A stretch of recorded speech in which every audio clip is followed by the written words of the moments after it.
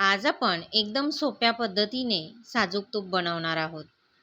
तेही अगदी छान सुगंधित आणि अतिशय चविष्ट. खाताच क्षणी अगदी मस्त असा त्याचा सुगंध येतो आणि चवीला पण खूप छान लागतं. त्यासोबत आपण छान अशी बेरी बनवणार आहोत. बेरीमध्ये गूळ टाकून आपण ही बेरी तयार करणार आहोत. हे साजूक तूप आपण ना जास्त भांडे न भरवता, रवीचा वापर न करता, ब्लाइंडरचा वापर न करता, हात न भरवता बनवणार आहोत. एकाच चमच्याच्या सहाय्याने एकाच पातेल्यामध्ये आपण हे तूप बनवणार आहोत. खूप भांडेही भरायचे नाही, हातही भरायचे नाहीत. एकाच पातेल्यामध्ये आणि एकाच चमच्याच्या सहाय्याने आपण लोणीही काढणार आहोत, ताकही काढणार आहोत आणि एकाच पातेल्यामध्ये आपण सगळं प्रोसेस करणार आहोत. अतिशय सोप्या पद्धतीने या ठिकाणी कशा पद्धतीने तूप बनवायचं ते दाखवलेलं आहे. व्हिडिओ शेवटपर्यंत पाहत राहा. तर या ठिकाणी ना मी 10-12 दिवसांची साय जी आहे ती एका पातेल्यामध्ये जमा करून ठेवली. सुरुवातीला ज्या वेळेस आपण साय काढतो, म्हणजे आता पातेलं रिकामं आहे आणि आता आपण साय काढायला सुरुवात केली, तर ज्या दिवशी तुम्ही पहिल्या दिवसाची साय काढणार त्या दिवशी त्या सायमध्ये 2 चमचे विरजण घालायचं आणि 5-6 तास बाहेर ठेवायचं. ज्या दिवशी तुम्ही सुरुवात करणार साय काढायला त्या दिवशी साय काढायची दुधावरची आणि त्याच्यामध्ये 2 चमचे विरजण टाकायचं, म्हणजे दही टाकायचं आणि 5-6 तास बाहेर ठेवायचं. आणि मग त्याच्यानंतर रोज त्याच्यामध्ये साय टाकत जायची आणि ते फ्रीजमध्ये ठेवून द्यायचं मिक्स करून. तर अशाच पद्धतीने मी 10-12 दिवसांची साय काढून घेतली, रोज मिक्स करून घेतली आणि एवढी साय साचलेली आहे. आणि आता ती मी एका मोठ्या भांड्यामध्ये काढून घेतली आहे, कारण की ह्याच भांड्यामध्ये आपण सगळी प्रोसेस करणार आहोत. म्हणून थोडं मोठं भांडं घ्यायचं. आणि आजची आणि कालची माझी साय काढायची बाकी होती, तर मी आता ती पण साय ह्या सायमध्ये काढून घेतलेली आहे. आता ही साय ना आपल्याला थोडीशी अशी मिक्स करून घ्यायची आहे व्यवस्थित, एकाच डायरेक्शनने दुसऱ्या डायरेक्शनने कशाही पद्धतीने तुम्ही फिरवा, परंतु अशी मिक्स करून घ्यायची. आता ही साय मिक्स झालेली आहे बरोबर. आता ह्या सायमध्ये पुन्हा आपल्याला 3-4 चमचे विरजण घालायचं आहे, म्हणजेच दही घालायचं आहे. तर या ठिकाणी मी पूर्ण साय जी आहे ती मिक्स करून घेतलेली आहे. आता माझ्याकडे दही आहे, हे 3 ते 4 चमचे मी दही घालणार आहे. तर अशा पद्धतीने थोडंसं फेटून घेऊ दही आणि 3 चमचे या ठिकाणी मी दही घालते. सुरुवातीला मी ज्या दिवशी पहिल्या दिवसाची साय काढली त्याच्यामध्येही मी 2 चमचे दही घातलेलं होतं, म्हणजेच विरजण घातलेलं होतं. सुरुवातीला घालायचं आणि शेवटी घालायचं. ज्या वेळेला पूर्ण आपली साय 10-12 दिवसांची साचली आहे, किंवा तुम्ही 7-8 दिवसात तयार करत असाल, 5 दिवसात तयार करत असाल, तरीसुद्धा त्या ठिकाणी आपल्याला 2 चमचे विरजण सुरुवातीला घालायचं आणि नंतर शेवटच्या दिवशी 3 चमचे विरजण घालून मिक्स करायचं सायमध्ये. आणि आता हे दही मी 7-8 तास मी लावून ठेवलेलं होतं, म्हणजे सायमध्ये दही घातल्यानंतर 7 ते 8 तास आपल्याला हे तसंच राहू द्यायचं आहे, बाहेर फ्रीजमध्ये नाही ठेवायचं, म्हणजे ते छान त्याचं दही तयार होतं. आणि मग 7-8 तासानंतर या ठिकाणी आता आपण लोणी काढायला सुरुवात करणार आहोत. तर बघा, चमचा घेतलेला आहे मी, कुठलाही चमचा घ्या तुम्ही, जाळीचा घ्या, साधा प्लेन आपला भाजीचा घ्या, फक्त खोलगट नाही घ्यायचा, पसरट चमचा घ्यायचा. तर अशा पद्धतीने आता आपल्याला पातेल्यामध्येच चमच्याच्या साहाय्याने अशा पद्धतीने हे जे आपलं साय आहे ती फेटून घ्यायची आहे, म्हणजेच लोणी फेटून घ्यायचं आहे. लोणी काढायचे ना आपल्याला, मग साय फेटून घ्यायची आहे. याचं छान दही तयार झालेलं आहे. असं विरजण लावलेलं जे दही असतं ना त्याचं ताक पण खूप छान होतं, नंतर तूप पण खूप छान होतं, लोणीही छान स्वादिष्ट होतं, अजिबात वास पण येत नाही. जर तुम्हाला वेळ नसेल तर मग तुम्ही असं दही लागल्यानंतर फ्रीजमध्ये सुद्धा ठेवू शकतात. ना मिक्सर वापरायचा आहे, ना मिक्सरचे भांडे वापरायचे आहेत, नाही ब्लाइंडर वापरायचं आहे, ना रवी वापरायची आहे. फक्त चमच्याच्या साहाय्याने आणि हात न भरवता मस्त साजूक रवाळ तूप आज आपण बनवणार आहोत, तेही अगदी सोप्या पद्धतीने. तर बघा, अशा पद्धतीने फक्त आता आपल्याला ही साय जी आहे ना ती 7 मिनिट अशा पद्धतीने फेटून घ्यायची आहे. आणि 7 मिनिट झाल्यानंतर आता आपल्याला याच्यातलं ताक आणि लोणी बाजूला करायचं आहे. तर याच्यासाठी आपल्याला लागणार आहे फ्रीजचं थंडगार पाणी, आणि फ्रीज नसेल तर माठाचं थंडगार पाणी वापरायचं. पण फ्रीज जर असेल ना तर फ्रीजचं थंडगार पाणीच वापरा. आणि आता मी थंडगार पाणी टाकलेलं आहे. सगळं पाणी ना एकदम नाही टाकायचं. एक एक ग्लास पाणी टाकत जायचं आणि एक एक ग्लास पाणी टाकल्यानंतर अशा पद्धतीने आपल्याला हे फिरवून घ्यायचं आहे. आता हे जे लोणी आहे ना, ते जसं जसं थंड होत जाईल तसं तसं लोणी बाजूला होईल आणि ताक बाजूला होईल.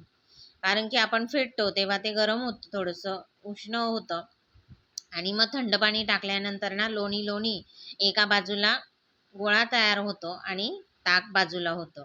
मग अशा पद्धतीने चमच्याच्या साहाय्याने लोणी लोणी बाजूला करायचं आणि ताक जे आहे ते बाजूला होतं. आता बघा मी तुम्हाला दाखवते कशा पद्धतीने ताक पातेल्यामध्ये घालायचं. तर लोणी बाजूला करून घेऊया आणि बघा चमच्याच्या साहाय्याने लोणी वरती ढकलत जायचं आणि ताक काढून घ्यायचं.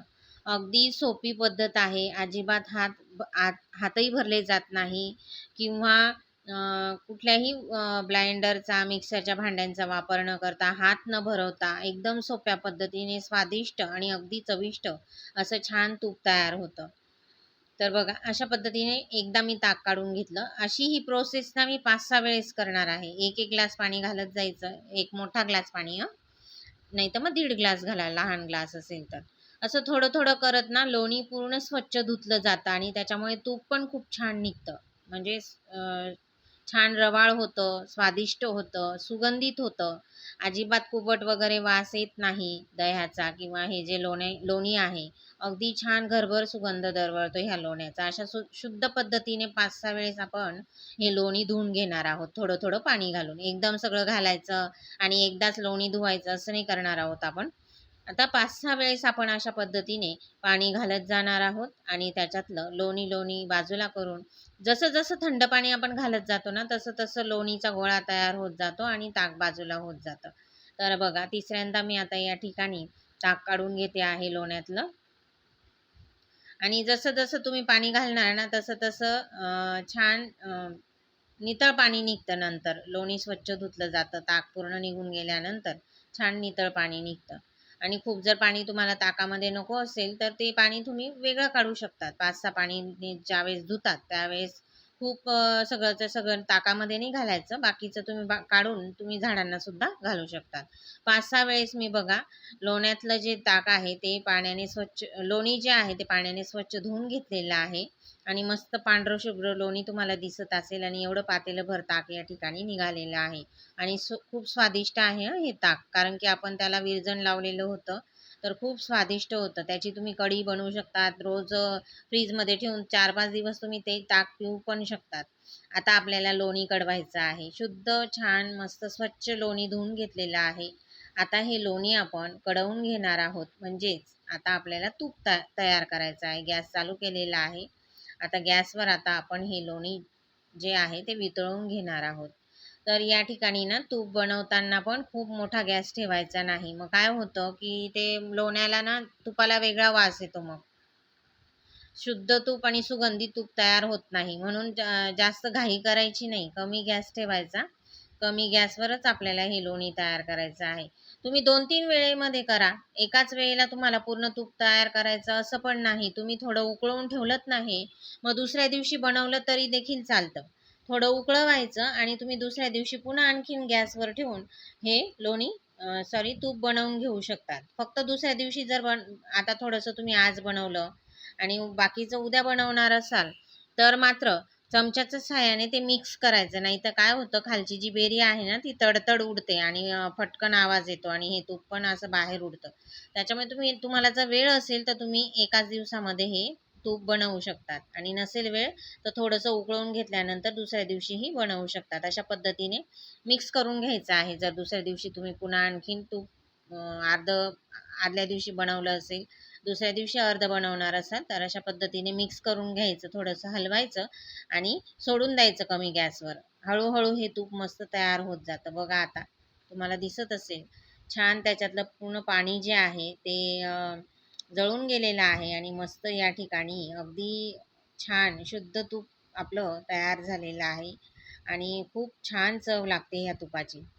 तर बघा हे तूप आता तयार झालेलं आहे. मी गॅस बंद करून हे तूप आता थोडंसं कोमट करून घेते आणि मग नंतर आपण तूप डब्यामध्ये ओतून घेणार आहोत. तर बघा छान तूप तयार झालं आहे. खाली बेरी आहे तुपाची आणि थोडंसं थंड झाल्यानंतर आता मी तुम्हाला दाखवते हे तूप मी आता बरणीत काढते. मी स्टीलच्याच डब्यामध्ये तूप काढते, परंतु आता रेसिपी दाखवते तर मी एका बरणीमध्ये तुम्हाला हे तूप काढून दाखवते. स्टीलच्या डब्यामध्ये काढलं तरी काही प्रॉब्लेम नाही, मी दरवेळेस स्टीलच्या डब्यामध्येच तूप काढते. तर या ठिकाणी चाळणीच्या साहाय्याने आपल्याला तूप गाळून घ्यायचं आहे. गाळणीच्या साहाय्याने तूप गाळून घेऊ, म्हणजे त्याच्यातली बेरी जी आहे ती निघून जाईल. बघा कलर किती छान आहे तुपाचा. हे जसं जसं घट्ट होईल तसं तसं मस्त रवाळ होत जातं. उन्हाळ्याचे दिवस असल्यामुळे खूप ते थिजत नाही, छान असंच राहतं. थोडे 3-4 दिवसानंतर ते घट्ट होईल. मस्त साजूक तूप आपलं तयार आहे. ही बेरी या ठिकाणी खाली शिल्लक राहिली आहे, त्याच्यामध्ये मी आता गूळ घालते. आता हा गूळ आपण मिक्स करून घेऊ आणि थोडंसं ना गॅसवर ठेवून त्याला वितळून घ्यायचं आहे गुळाला. मस्त बेरीमध्ये गूळ घालून अगदी छान स्वादिष्ट आणि चविष्ट अशी ही बेरी लागते. तुम्ही ती चपातीसोबत खाऊ शकतात किंवा नुसती अशी चमच्याच्या सहाय्याने खाल्ली तरी देखील चालेल. अगदी छान अशी मस्त चविष्ट बेरी पण आपली तयार झालेली आहे. तूप तयार झालेलं आहे, ताक तयार झालेलं आहे. रेसिपी आवडली असेल तर जास्तीत जास्त जणांपर्यंत शेअर करा. जास्तीत जास्त जणांपर्यंत रेसिपी शेअर करा. पुन्हा भेटूया नवीन रेसिपी.